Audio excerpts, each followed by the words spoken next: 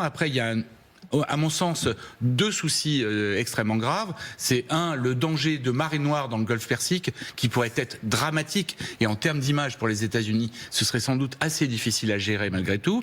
Et puis, il y a les répliques sur les installations pétrolières du Golfe.